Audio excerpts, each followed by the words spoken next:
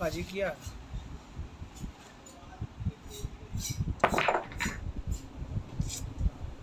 यार billiard city खेलनी हाल combo ਉਹਦਾ ਕੀ ਮਤਲਬ ਹੈ? ਮੈਂ ਤੇ ਆ ਵੀ ਨਹੀਂ ਖੇਲਣੀ ਆਂਦੀ।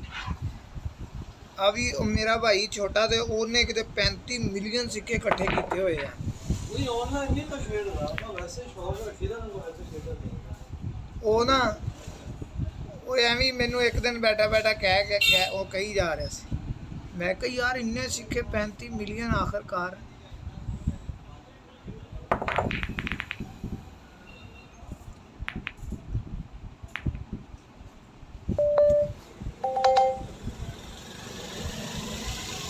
ਮੈਨੂੰ ਵੀ ਸ਼ੌਕ ਪੈ ਗਿਆ। ਮੈਂ ਕਿਹਾ ਚਲੋ ਮੈਂ ਵੀ ਇੱਕ ਦਿਨ ਕੱਲ ਮੈਂ ਖੇਲੀ ਬੜਾ ਮਜ਼ਾ ਆਇਆ 5-6 ਗੇਮਾਂ ਲਾਈ। ਅੱਜ ਫਿਰ ਮੈਂ ਲਾਈ ਹੋਈ ਹੈ।